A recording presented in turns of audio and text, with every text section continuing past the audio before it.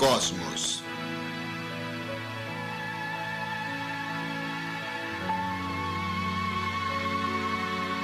De Carl Sagan.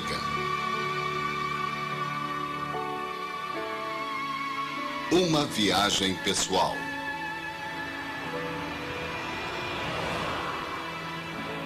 Distribuição Sinapse.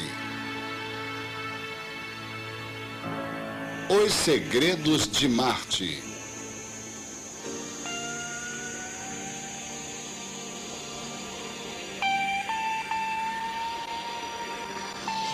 Marcianos. Por que tantas especulações e fantasias sobre marcianos e não sobre saturnianos, digamos, ou plutonianos? Porque Marte aparenta ser, à primeira vista, muito parecido com a Terra. É o planeta mais próximo cuja superfície podemos ver. Há calotas de gelo polares, nuvens brancas errantes, violentas tempestades de poeira, padrões que mudam sazonalmente e até um dia de 24 horas. É tentador pensar nele como um mundo habitado. Marte tornou-se um tipo de arena mítica, na qual projetamos nossos medos e esperanças terrestres. Os mitos mais atormentadores sobre Marte provaram-se errados. Então, alguns foram para o extremo oposto e concluíram que o planeta é de pouco interesse. Eles começaram a cantar um blues para o planeta vermelho. Mas o Marte verdadeiro é um mundo de maravilhas. Suas perspectivas futuras são muito mais intrigantes do que nossas antigas apreensões sobre ele. Em nossa época, nós esquadrinhamos as areias de Marte, estabelecemos uma presença lá e preenchemos um século de sonhos.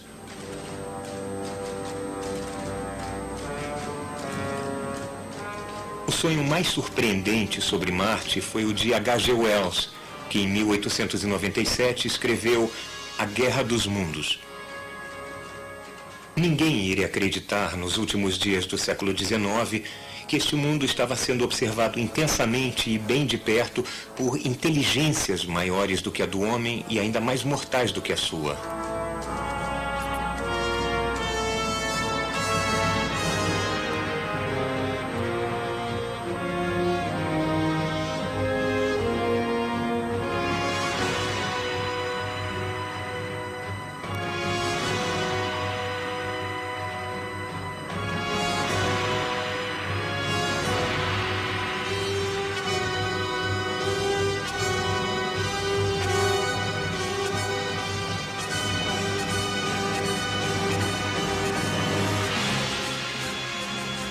Enquanto os homens ocupavam-se com seus vários assuntos, foram examinados e estudados minuciosamente, talvez quase tão de perto quanto um homem com um microscópio poderia examinar as criaturas transientes que fervilham e multiplicam-se em uma gota d'água.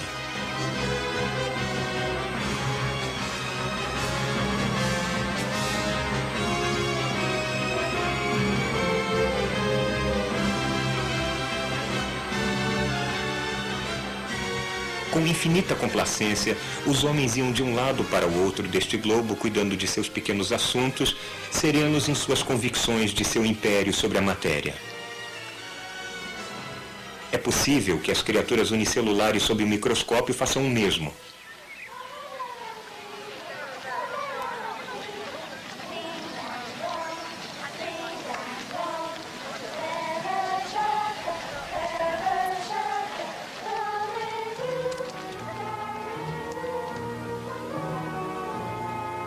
Ninguém pensou nos mundos antigos do espaço como fontes de perigo humano, e nem para rejeitar a ideia da vida neles como impossível ou improvável.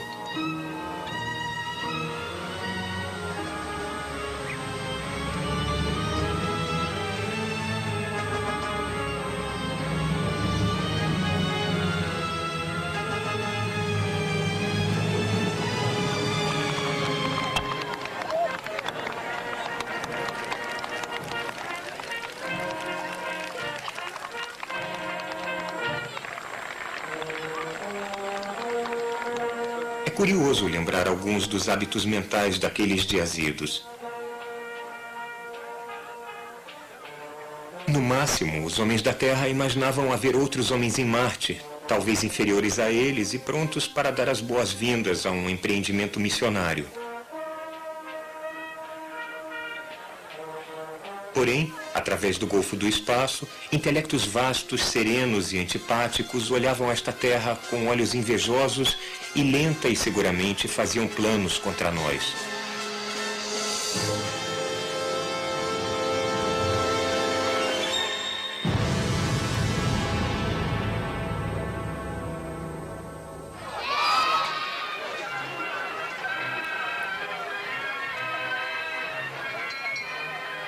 O romance de Wells capturou a imaginação popular da era vitoriana. Era uma época em que o automóvel era uma novidade, em que o ritmo da vida era largamente ditado pela velocidade do cavalo. A este mundo, Wells apresentou uma fantasia interplanetária com naves espaciais, armas de raios e alienígenas implacáveis. Isto era original e uma possibilidade inquietante. Os marcianos de H.G. Wells não eram meramente variações menores dos seres humanos. Em vez disso, eram um produto evolutivo de um meio ambiente totalmente alienígena.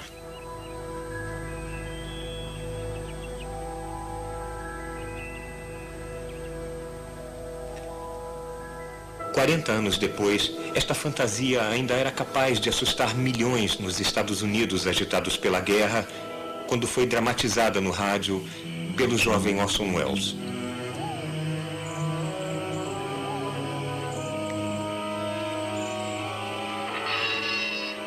Alguns anos antes de A Guerra dos Mundos ser publicado, uma outra visão muito diferente dos marcianos estava formando-se na mente de um rico morador de Boston chamado Percival Lowell. Os marcianos de H.G. Wells eram um jeito do romancista a examinar a sociedade contemporânea através de olhos alienígenas. Mas os marcianos de Percival Lowell eram, acreditava ele, muito reais. Foi aqui que as alegações mais elaboradas de apoio à vida em Marte foram desenvolvidas. Lowell dedicou-se de modo amador à astronomia quando jovem. Ele saiu de Harvard, teve uma nomeação diplomática semi-oficial para a Coreia e, fora isso, se engajou nas ocupações usuais da riqueza em sua época. Mas seu eterno amor era o planeta Marte. Lowell ficou eletrizado pelo anúncio em 1877 por um astrônomo italiano, Giovanni Schiaparelli, de canali em Marte. Schiaparelli tinha reportado durante uma passagem de Marte próxima à Terra uma intrincada rede de linhas retas simples e duplas cruzando as áreas brilhantes de Marte. Bom, canali em italiano quer dizer regos ou sulcos, mas foi prontamente traduzido como canais, uma palavra que compreensivelmente tem uma certa implicação de projeto inteligente. Uma Marte-mania varreu a Europa e a América e Percival Lowell viu-se preso a ela. Em 1892, com problemas de visão, Schiaparelli anunciou que estava desistindo de observar Marte. Lowell resolveu continuar o trabalho.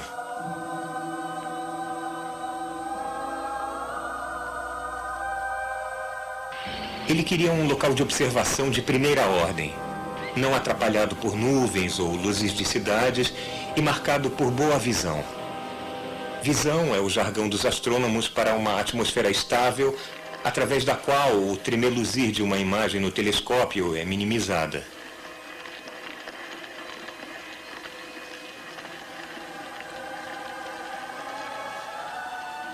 Lowell construiu seu observatório bem longe de casa, em Mars Hill, aqui em Flagstaff, no Arizona.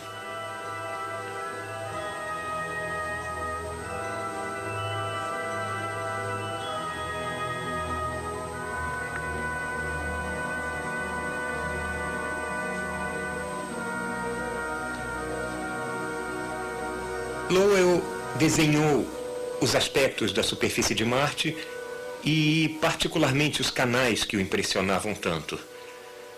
Bom, observações desse tipo não são fáceis. Você fica longas horas no telescópio, no frio do início da manhã. Na maior parte do tempo, a visão é de má qualidade. Quando a visão é ruim, a imagem de Marte borra e distorce. E você tem que ignorar o que observou. Mas, ocasionalmente, a imagem firma e os aspectos do planeta brilham maravilhosamente para você. Você deve, então, lembrar do que viu e passar com precisão para o papel. Você tem que deixar os preconceitos de lado e, com a mente aberta, anotar as maravilhas que Marte guarda para nós. Este é o caderno de anotações de Percival Lowell. Aqui está o que ele pensou ter visto. Áreas brilhantes e sombrias, um sinal de calota polar e canais. Muitos e muitos canais.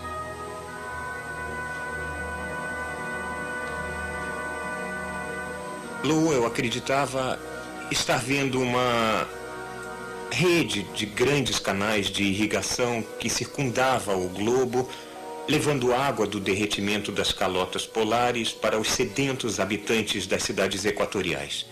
Ele acreditava veementemente que o planeta era habitado por uma raça mais velha e mais sábia, talvez muito diferente de nós. Ele acreditava que as mudanças sazonais nas áreas sombrias eram devidas ao crescimento e à deterioração da vegetação. Ele acreditava que Marte era fundamentalmente como a Terra. De modo geral, ele acreditava demais.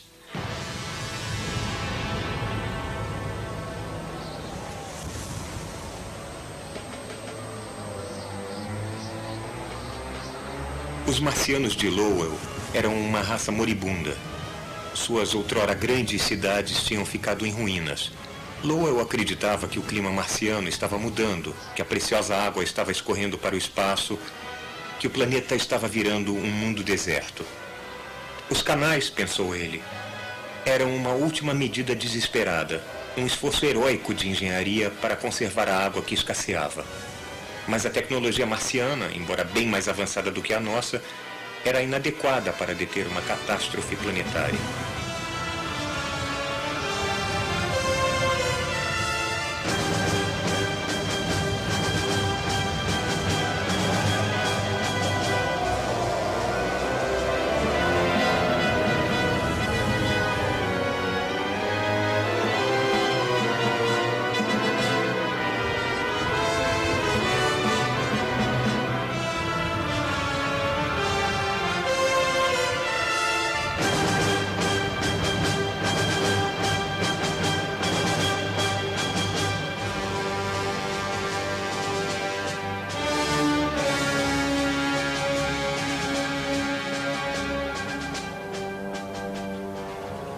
O desafio contemporâneo mais sério às ideias de Lowell veio de uma fonte improvável. O biólogo Alfred Russel Wallace, co-descobridor da evolução pela seleção natural. Wallace mostrou corretamente que o ar em Marte era frio e rarefeito demais para permitir a existência de água líquida. Ele escreveu que só uma raça de loucos iria construir canais sob tais condições. Os marcianos de Lowell eram benignos e auspiciosos, até um pouco como deuses, muito diferentes da ameaça malévola proposta por H.G. Wells e Orson Welles em A Guerra dos Mundos. Os dois conjuntos de ideias passaram para a imaginação pública através dos suplementos dominicais, da ficção científica e de agitadas gerações de crianças de 8 anos, ao fantasiarem que um dia poderiam viajar para o distante planeta Marte. Eu lembro de ler com fascinação ofegante os romances de Marte de Edgar Rice Burroughs. Eu viajei com John Carter, um cavalheiro aventureiro da Virgínia, até Barsoom, como Marte era conhecido por seus habitantes. Vagando entre bestas de carga chamadas Tots, ganhando a mão da belíssima Deja Torres, princesa de Helium, e ajudando um lutador verde de 3 metros de altura chamado Tars Tarkus, enquanto as luas de Marte deslocavam-se acima em uma noite de verão em Barsoom.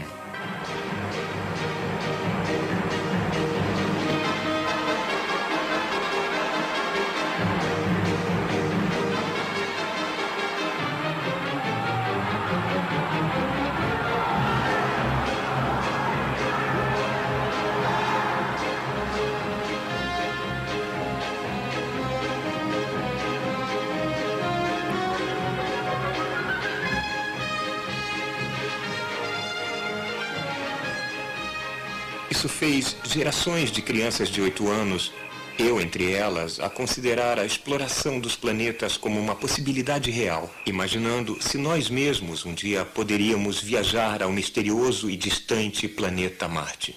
John Carter ia para Barsoom ficando em um campo aberto, abrindo as mãos e desejando muito estar em Marte. Eu lembro de passar horas da minha infância ao anoitecer, com os braços resolutamente estendidos em um campo aberto, implorando ao que eu acreditava ser Marte para ser transportado para lá. Mas nunca deu certo. Tinha que ter um jeito melhor. E tinha. A estrada real para Marte foi aberta por um garoto que adorava foguetes.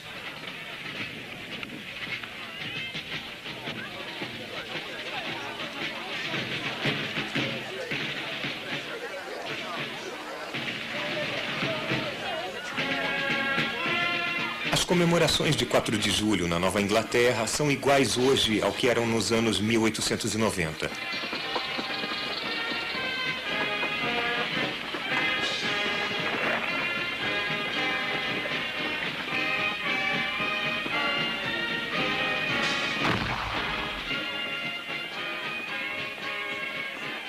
Na época, como agora, o ponto alto das festividades do dia era uma exibição de ativos fogos de artifício.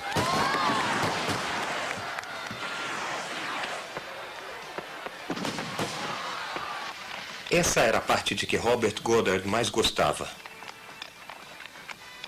Na época, aos 16 anos, estava lançando seus próprios foguetes. Ele escreveu em seu diário: 4 de julho de 1898. Pra você. Soltei canhões e bombinhas o dia todo. Robert. À noite disparei 5 foguetes. Vai soltar agora? Vou.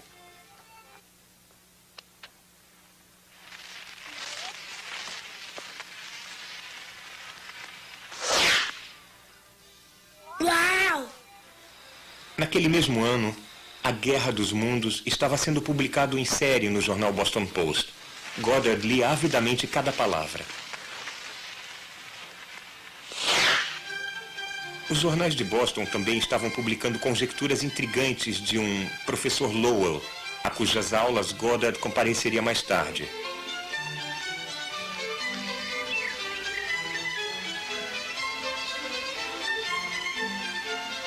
As imagens de Marte descritas por Wells e Lowell seduziram o jovem Goddard. E aos 17 anos, em 19 de outubro de 1899, elas cristalizaram-se em uma visão decisiva que deu direção e propósito à sua vida.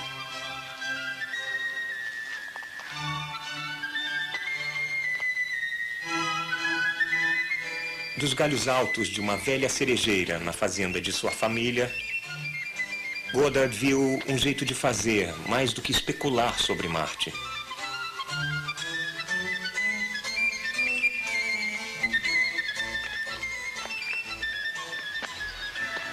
Antes que alguém tivesse voado em um avião ou escutado um rádio, Goddard resolveu inventar uma máquina que viajaria até o planeta Marte.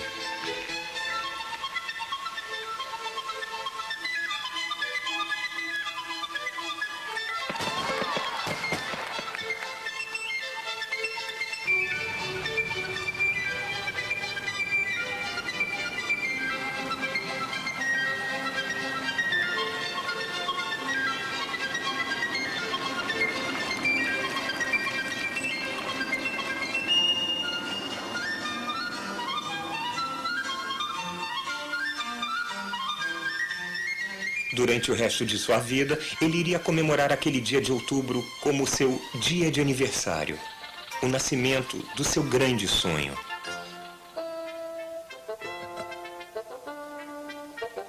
Por volta de 1920, após anos de estudos de física e engenharia, ele estava fazendo experiências com foguetes de combustível líquido.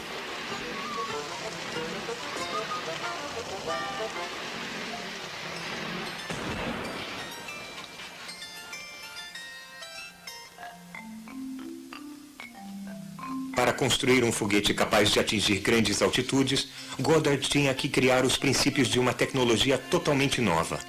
Ele inventou os componentes básicos que propelem, estabilizam e guiam o foguete moderno.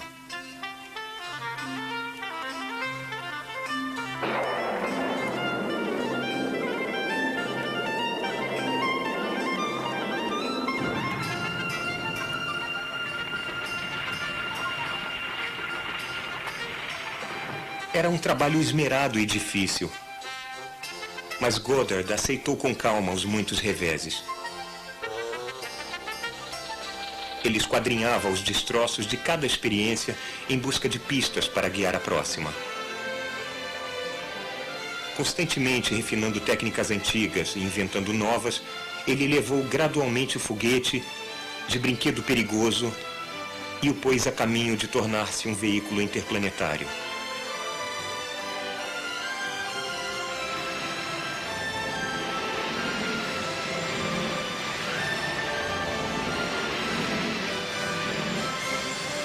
Goddard morreu em 1945, antes que qualquer foguete tivesse deixado o planeta Terra. Embora Marte tenha sido sempre seu objetivo, Goddard sabia que tal meta seria ridicularizada. Em público, ele advogava o objetivo bem mais modesto de voar até a Lua.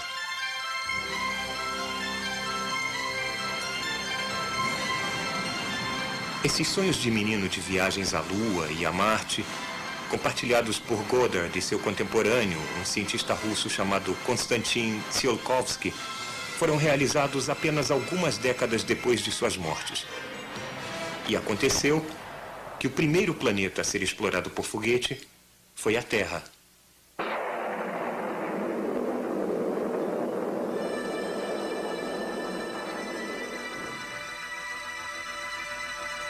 Agora, se imagine como um visitante de um outro planeta bem alienígena. Você aborda a Terra sem preconceitos. O planeta é habitado? Em que ponto você pode decidir? Quando olhamos para o planeta Terra, não há sinais de vida. Temos que examiná-lo com mais atenção. Se há seres inteligentes, talvez eles criem estruturas de engenharia que podem ser vistas a uma resolução de poucos quilômetros.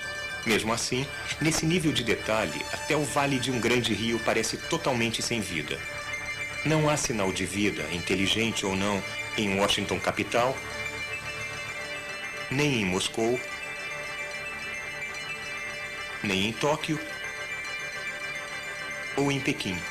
Se há seres inteligentes na Terra, eles não modificaram muito a paisagem em padrões geométricos regulares a uma resolução de 1 quilômetro.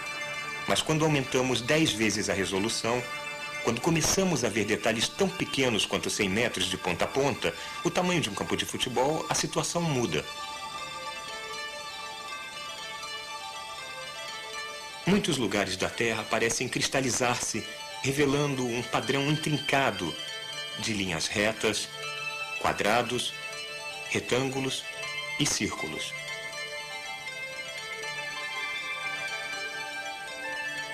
Estradas, canais, padrões de irrigação circular, tudo sugerindo vida inteligente com uma paixão pela geometria euclidiana e pela territorialidade. Nesta escala, a vida inteligente pode ser discernida em Boston, Washington e Nova York.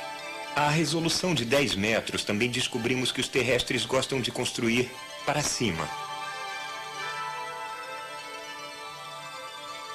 Ao crepúsculo ou à noite, outras coisas são visíveis. Fogos de poços de petróleo no Golfo Pérsico ou as luzes brilhantes de grandes cidades. À resolução de 1 metro, nós divisamos organismos individuais, focas em banquisas de gelo ou pessoas em esquis. A vida inteligente na Terra revela-se primeiro pela regularidade geométrica de suas construções. Se a rede de canais de Lowell realmente existisse, a conclusão de que seres inteligentes habitavam aquele planeta também poderia ser forçosa. Mas não há rede de canais. A nossa espaçonave não tripulada examinou Marte com 1000 vezes mais detalhes do que qualquer olhar transitório através do telescópio de Percival Lowell. Não há dúvida de que os canais marcianos tinham origem inteligente. A única dúvida era de que lado do telescópio a inteligência estava. Onde temos emoções fortes, somos propensos a nos enganar. Mesmo assim, mesmo sem os canais, a exploração de Marte evoca o tipo de êxtase que Colombo e Marco Polo devem ter sentido. Nós vemos muitas crateras de impacto, mas não achamos canais, nenhum único. Há linhas falhadas na superfície e padrões complexos de escarpas e vales, mas são pequenos demais e estão nos lugares errados para serem os canais de Lowell. E eles não parecem ter sido construídos.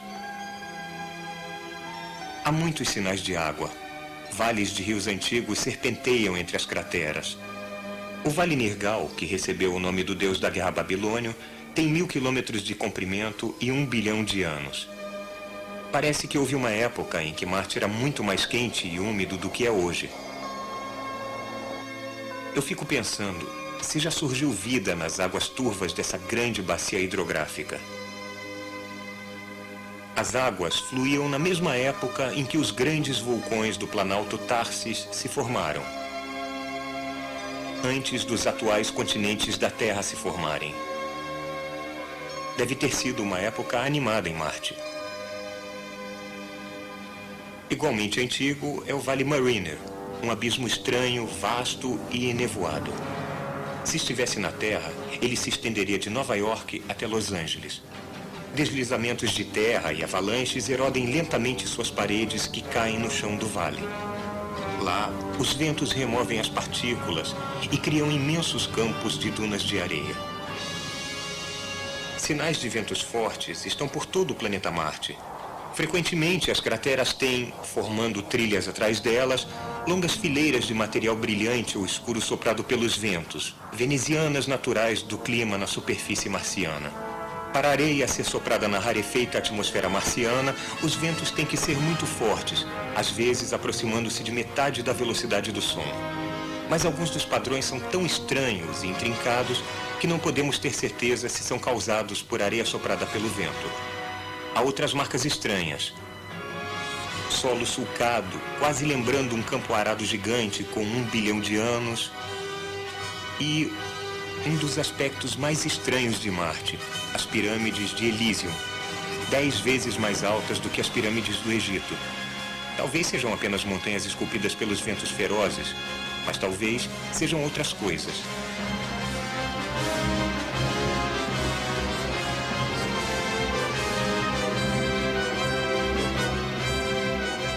Que maravilha seria planar sobre a superfície de Marte, sobrevoar o Olympus Mons, o maior vulcão conhecido do Sistema Solar.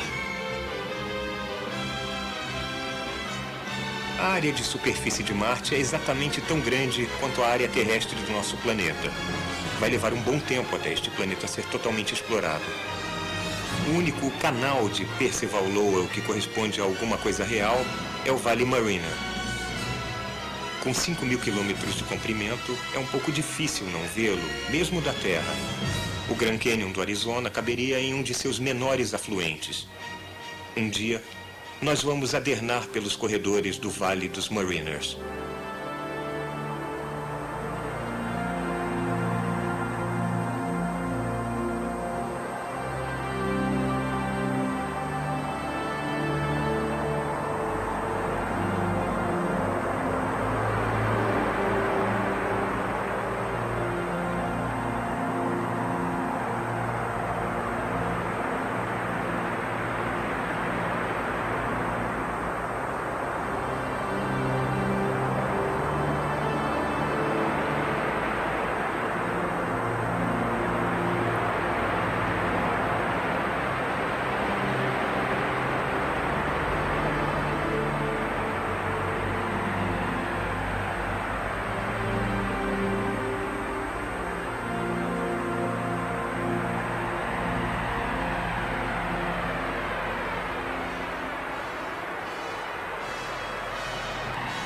Deslizar pelas dunas de areia de Marte é ainda apenas um sonho.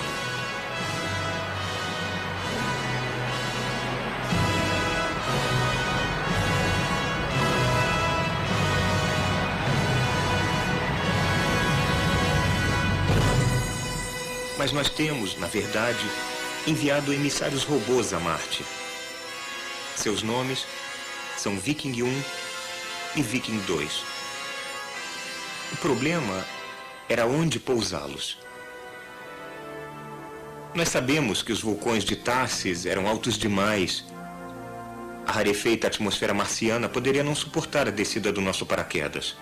O grande Vale Mariner também era áspero e imprevisível.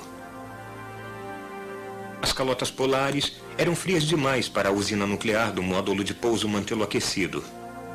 Havia lugares fascinantes que eram altos demais, ou com ventos demais, ou duros demais, ou macios demais, ou ásperos demais, ou frios demais. Nós nos preocupamos com a segurança de cada local de pouso. Talvez tenhamos sido cautelosos demais. Finalmente selecionamos 2 lugares. Um, otimistamente chamado Utopia, para a Viking 2. E outro, distante 8.000 quilômetros, não longe da confluência de 4 grandes canais, um local de pouso para a Viking 1, chamado Crise, palavra grega que quer dizer terra do ouro.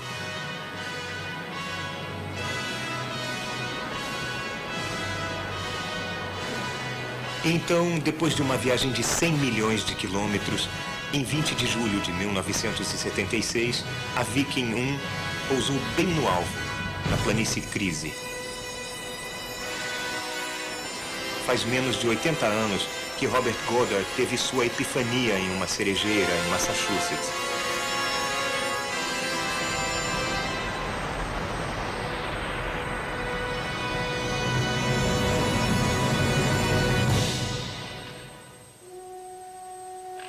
Após hibernar por 1 ano durante sua passagem interplanetária, a Viking acordou em um outro mundo.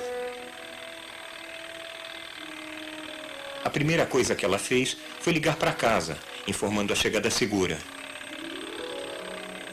Ela começou a levantar-se de acordo com as instruções memorizadas meses antes. Primeiro, esticou um dedo para testar os ventos marcianos. Depois, flexionando o braço, lançou uma luva protetora. A seguir, a Viking preparou-se para farejar o ar e testar o solo. Finalmente, abriu os olhos para ver seu novo meio ambiente.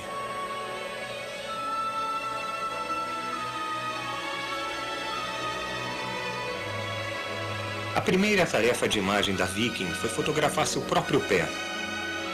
Caso a Viking fosse afundar em areia movediça marciana, nós queríamos saber disso antes dela desaparecer. Na Terra, esperamos sem fôlego pelas primeiras imagens.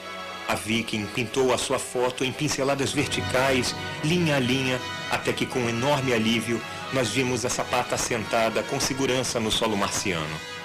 Esta foi a primeira imagem recebida da superfície de Marte.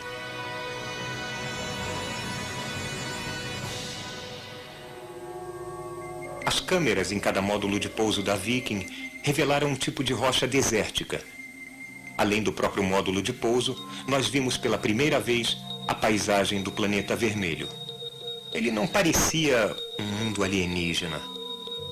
Havia rochas, dunas de areia e colinas suavemente onduladas, tão naturais e familiares quanto qualquer paisagem da Terra. Para sempre, depois disso, Marte seria um lugar.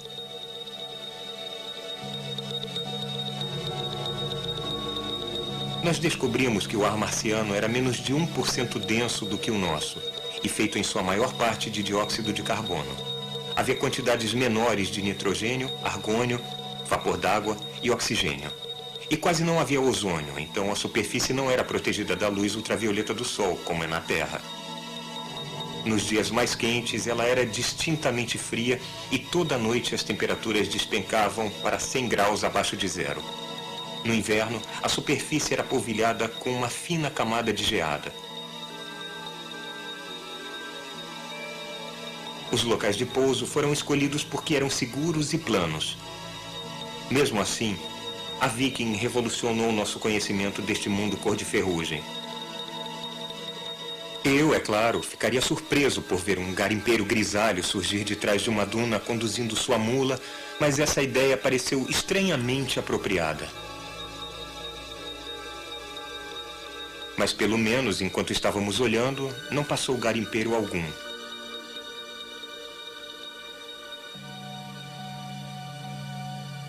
Nós estudamos com um cuidado excepcional cada foto que as câmeras enviavam por rádio. Mas não havia sinais de canais em Barsoom, nenhuma princesa ardente, nenhum lutador verde de 3 metros de altura, nenhum tot, nenhuma pegada, nem mesmo um cacto ou um rato canguru. Talvez tivesse havido vida dentro das rochas ou abaixo do solo. Se houve, não deixou vestígios.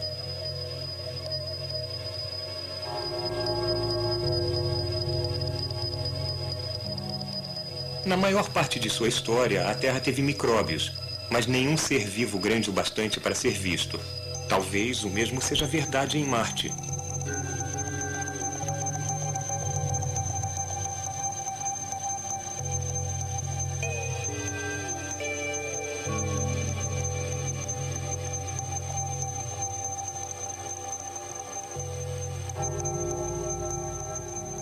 O módulo de pouso Viking é uma máquina soberbamente aparelhada e projetada.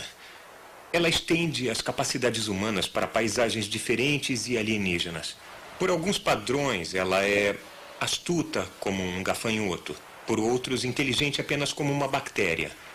Não há nada de depreciativo nessas comparações. A natureza levou centenas de milhões de anos para desenvolver uma bactéria e bilhões de anos para fazer um gafanhoto. Com apenas uma pequena experiência nesse tipo de negócio, estamos ficando muito bons nele. Nos 2 locais de pouso, em Crise e Utopia, nós começamos a cavar nas areias de Marte. Em uma escala muito pequena, tais trincheiras são a primeira obra de engenharia humana em outro mundo.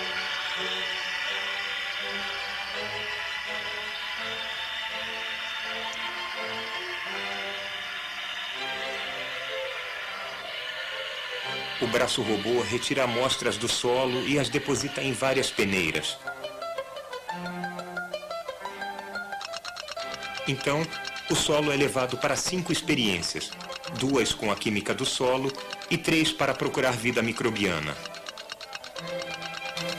As experiências biológicas da Viking representam um esforço pioneiro na busca por vida em outro mundo. Os resultados são atormentadores, irritantes, provocativos e estimulantes e profundamente ambíguos. Por critérios estabelecidos antes do lançamento, 2 das 3 experiências microbiológicas da Viking parecem ter dado resultados positivos. Primeiro, quando as amostras do solo marciano foram misturadas a uma sopa orgânica da Terra, alguma coisa no solo parece ter decomposto a comida, quase como se houvesse pequenos micróbios marcianos que metabolizaram e adoraram a sopa da Terra. Segundo, quando os gases da Terra foram misturados com solo marciano, alguma coisa parece ter combinado quimicamente os gases com o solo, quase como se houvesse pequenos micróbios marcianos capazes de sintetizar matéria orgânica de gases atmosféricos. Mas a situação é complexa. Marte não é a Terra. Como o legado de Percival Lowell nos lembra, somos propensos a nos enganar. Talvez a luz ultravioleta do Sol atinja a superfície marciana e produza substâncias químicas que podem oxidar comidas. Talvez haja algum catalisador no solo marciano que consiga combinar gases atmosféricos com o solo e fazer moléculas orgânicas. As areias vermelhas de Marte foram escavadas 7 vezes nos 2 locais de pouso diferentes, tão distantes um do outro quanto Boston de Bagdá. Seja lá o que estivesse produzindo esses resultados, provavelmente estava em Marte todo, mas era vida ou apenas a química do solo? Estudos recentes sugerem que um tipo de argila que sabe se existir em Marte pode servir como catalisadora para acelerar, na ausência de vida, reações químicas que lembram as suas atividades. Pode ser que no início da história da Terra, antes da vida, houvesse pequenos ciclos químicos, fazendo no solo algo como fotossíntese e respiração, que iriam então ser incorporadas pela biologia quando surgiu a vida. Pode haver vida em um outro lugar que não os 2 pequenos locais que examinamos, ou talvez haja vida de um outro tipo em Marte todo. A vida é só um tipo de química de complexidade suficiente para permitir a reprodução e a evolução. Será que um dia iremos achar um espécime de vida baseado não em moléculas orgânicas, mas em uma outra coisa, uma coisa mais exótica? As experiências microbiológicas da Viking descobriram que o solo marciano não é cheio de restos orgânicos de criaturas outrora vivas. Talvez a química reagente da superfície tenha destruído moléculas orgânicas, moléculas baseadas em carbono. Ou talvez não haja vida em Marte e a Viking tenha apenas descoberto um estranho solo químico. Ou talvez haja vida sim, mas ela não é baseada na química orgânica como é a vida na Terra. Pessoalmente, eu acho que não é uma possibilidade muito provável. Eu sou um defensor ferrenho do carbono e admito isso livremente. O carbono é tremendamente abundante no cosmos, visto que faz moléculas orgânicas maravilhosamente complexas que são incrivelmente boas para a vida. Eu também sou um defensor ferrenho da água. Ela é um solvente ideal para as moléculas orgânicas e permanece líquida em uma extensão muito grande de temperaturas. Mas, às vezes, eu penso, a minha afeição por estes materiais tem algo a ver com o fato de eu ser feito principalmente deles. Nós somos baseados em carbono e água porque estes materiais eram abundantes na Terra na época da origem da vida? Pode a vida em outro lugar ser baseada em materiais diferentes? Eu sou uma coleção de moléculas orgânicas chamadas Carl Sagan. Você é uma coleção de moléculas quase idênticas com uma etiqueta coletiva diferente. Mas isso é tudo? Não há nada aqui dentro, além de moléculas? Tem gente que acha essa ideia um tanto humilhante para a dignidade humana. Mas eu acho enobrecedor e divertido descobrir que vivemos em um universo que permite a evolução de máquinas moleculares tão intrincadas e sutis como nós. A essência da vida não são apenas os átomos e pequenas moléculas que há em nós. Também são o modo, o ordenamento, o jeito como essas moléculas são reunidas. Às vezes, nós lemos que os produtos químicos que formam o corpo humano valem no mercado aberto apenas 97 centavos ou $10 ou algo assim. E é muito deprimente saber que nossos corpos são avaliados por tão pouco. Mas essas estimativas são, para os humanos, reduzidas aos nossos componentes mais simples possíveis. Que coisa toda é esta à minha frente? São exatamente os átomos que formam os corpos humanos e também nas proporções certas. Nós somos feitos na maior parte de água, e isso não custa quase nada. O carbono é contado como carvão, o cálcio de nossos ossos é giz, o nitrogênio em nossas proteínas é ar líquido, o ferro em nosso sangue são pregos enferrujados, um pouco de fósforo e alguns traços de elementos. Se não soubéssemos mais coisas, poderíamos ficar tentados a pegar todos esses átomos e misturá-los em um recipiente assim.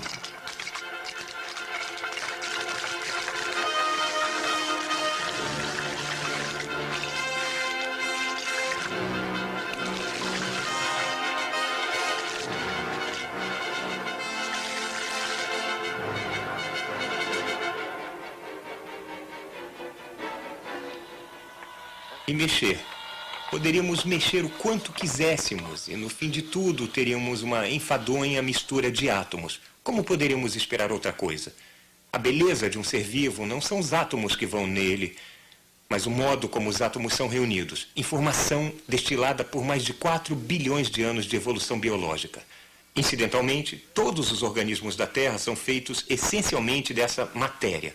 Um conta-gota cheio desse líquido poderia ser usado para fazer uma lagarta ou uma petúnia, se nós soubéssemos como reunir seus componentes. Toda a vida na Terra é feita da mistura dos mesmos átomos. Em outro planeta, os frascos da vida podem estar cheios de átomos muito diferentes e pequenas moléculas. Mas eu acho que as formas de vida em muitos mundos vão consistir, de um modo geral, dos mesmos átomos que são populares aqui. Talvez até das mesmas grandes moléculas.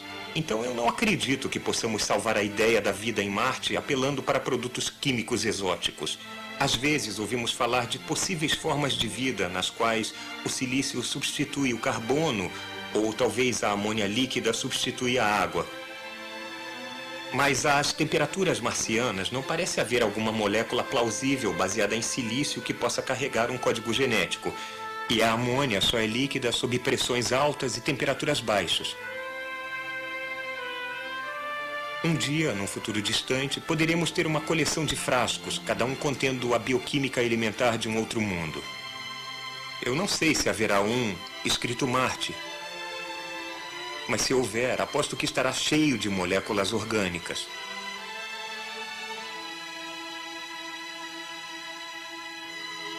Mas há outro meio de buscar vida em Marte, de procurar as descobertas e as delícias que um meio ambiente heterogêneo nos promete.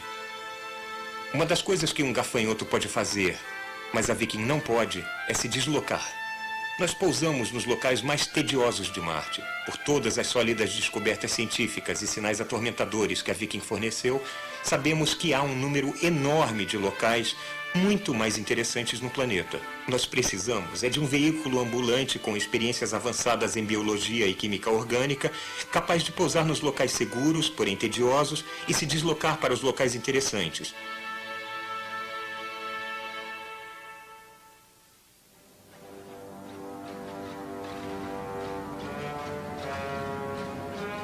Este veículo ambulante foi desenvolvido pelo Instituto Politécnico Rensselaer.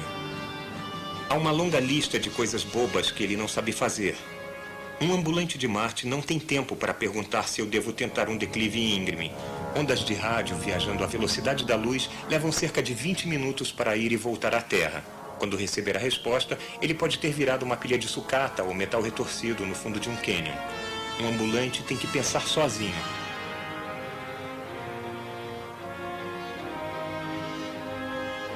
Imagine um ambulante com olhos de laser como este, mas cheio de instrumentos biológicos e químicos sofisticados, braços para colher amostras, microscópios e câmeras de televisão perambulando pela superfície de Marte.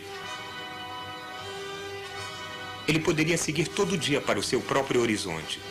Um aspecto distante que ele mal resolveria ao nascer do sol pode estar sendo farejado e provado ao cair da noite.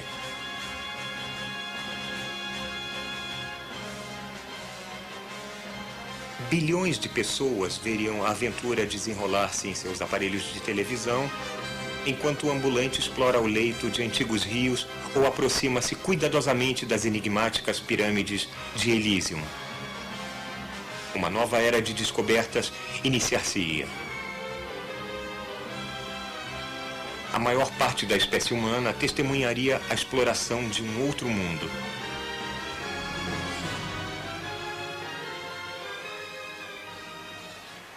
Há apenas 80 anos, não podíamos chegar mais perto de Marte do que nos esticando para ver uma imagem mínima e tremeluzente através de um telescópio no Arizona.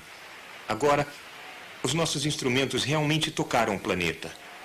A Viking é um legado de H.G. Wells, Percival Lowell, Robert Goddard.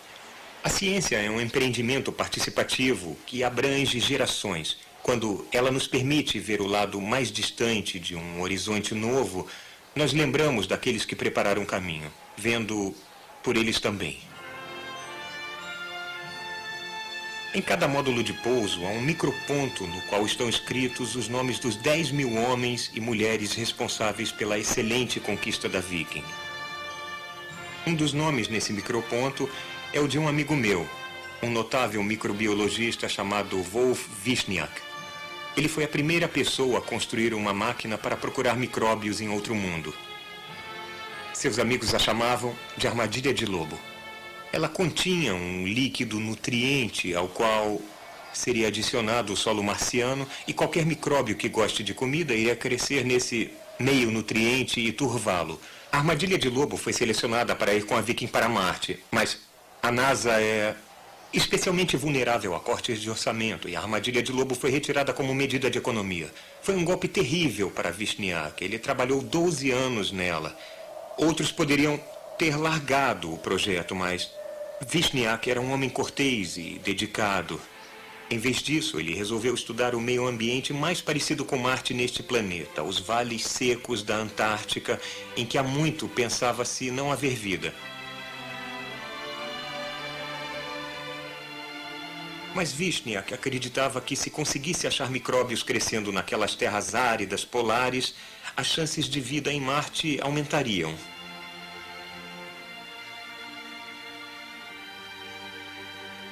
Então, em novembro de 1973, Vishniac foi deixado em um vale remoto nas montanhas Asgard, na Antártica. Ele montou centenas de pequenos coletores de amostras, versões em miniatura das experiências microbiológicas da Viking. Em 10 de dezembro, ele deixou o acampamento para pegar algumas amostras e jamais voltou. Ele tinha ido para uma área inexplorada. Parece ter escorregado no gelo e caiu de mais de 100 metros. Talvez algo tenha chamado sua atenção. Um provável habitat de micróbios ou um pedaço de verde onde não deveria haver. A última anotação em seu caderno foi Estação 202 recuperada. 22 horas e 30. Temperatura do solo, menos 10 graus. Temperatura do ar, menos 16 graus. Seria uma temperatura típica de verão em Marte. Algumas de suas amostras do solo foram mais tarde recuperadas e os colegas de Vishniac descobriram que realmente há vida nos vales secos da Antártica, que a vida é ainda mais tenaz do que imaginávamos. Esse fato pode vir a ser muito importante para a futura história de Marte.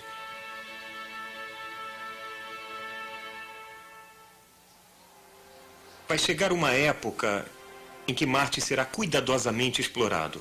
E aí, o que faremos com Marte? Se houver vida em Marte, aí acredito que não devemos fazer nada para perturbar essa vida. Marte, então, pertence aos marcianos, mesmo que sejam micróbios. Mas suponha que Marte seja de fato sem vida.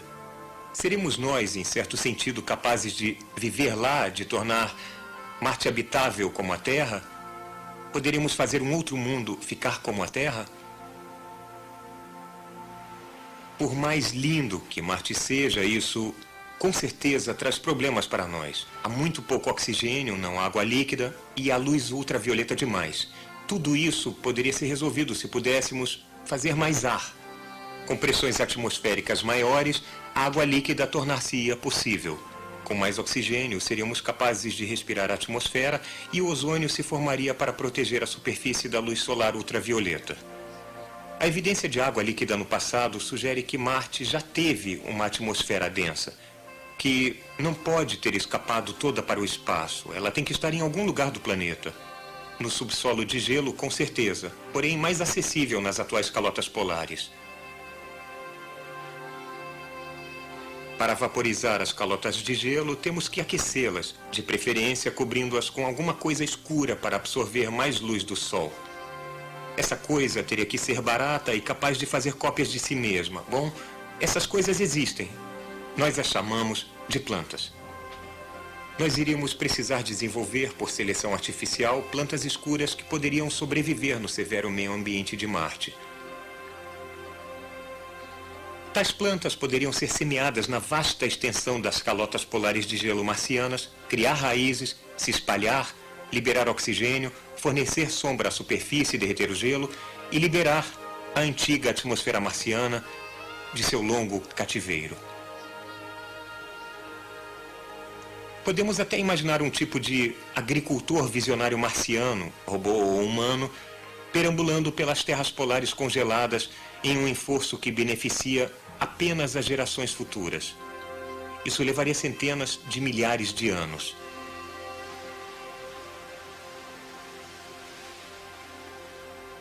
Podemos então querer levar a água liberada do degelo das calotas polares para as regiões equatoriais mais quentes. E há um jeito de fazer isso. Construiríamos canais. Mas foi exatamente isso o que Percival Lowell acreditou estar acontecendo em Marte em sua época. A ideia de uma rede de canais construída por marcianos. Pode ter sido um tipo de premonição. Porque se um dia fizermos o planeta ficar como a Terra, isso será feito por seres humanos, cuja residência permanente e domicílio planetário será Marte. Os marcianos seremos nós.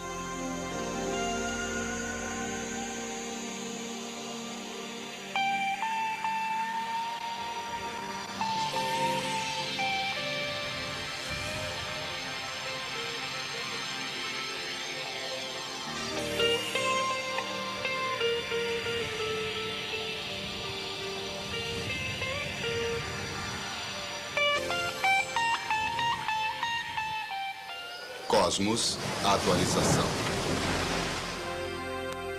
Marte hoje é totalmente irrelevante para o meio ambiente global da Terra. Sua superfície antisséptica é um alerta do que acontece quando não há uma camada de ozônio. Suas grandes tempestades de areia e o resultante resfriamento de sua superfície desempenharam um papel na descoberta do inverno nuclear, a mudança catastrófica no clima da Terra predita para seguir-se a guerra nuclear. Então, se você não tem um pingo de espírito aventureiro, ainda assim faria sentido apoiar a exploração de Marte. Nos anos recentes, tem havido um maremoto de interesse em organizar a primeira expedição de seres humanos para ir ao planeta Marte. Primeiro, precisamos de mais missões robóticas, incluindo ambulantes, balões e missões que voltem com amostras. E de mais experiência em voos espaciais de longa duração. Mas, finalmente, se tudo der certo, a nave interplanetária ou naves seriam construídas na órbita da Terra e lançadas para a longa viagem até Marte. Então, um módulo de pouso desceria na superfície. A tripulação surgiria deixando os primeiros passos humanos em outro planeta. Isso seria muito caro, é claro, a não ser que outras nações dividissem o custo. O item-chave em minha mente é se as necessidades inadequadas aqui na Terra devem ter prioridade. Mas essa é uma questão mais apropriadamente dirigida aos orçamentos militares. Agora, $1 trilhão por ano no mundo todo. Pode-se comprar muita coisa. As justificativas para o empenho de Marte têm sido dadas em termos de exploração científica, desenvolvendo a tecnologia, a cooperação internacional, a educação, meio ambiente. Alguns veem isto como a resposta óbvia ao chamado do futuro. Alguns acham até que devemos investigar acidentes geográficos enigmáticos, inclusive um que lembra um rosto humano enorme. Pessoalmente, eu acho que este, como centenas de outras mesas em blocos de lá, seja esculpido pelos ventos de alta velocidade. Mas já que vamos lá mesmo, não faz mal dar uma olhada. Um grupo notável e variado de líderes norte-americanos endossou a meta de Marte. Eu imagino os emissários da Terra, cidadãos de muitas nações, perambulando pelo vale de um antigo rio em Marte, tentando entender como um mundo tão parecido com a Terra tenha entrado em uma era de gelo permanente e procurando sinais de antiga vida ao longo das margens dos rios. A longo prazo, o significado de tal missão não é nada menos do que a conversão da humanidade em uma espécie multiplanetária. Versão brasileira MG Studio.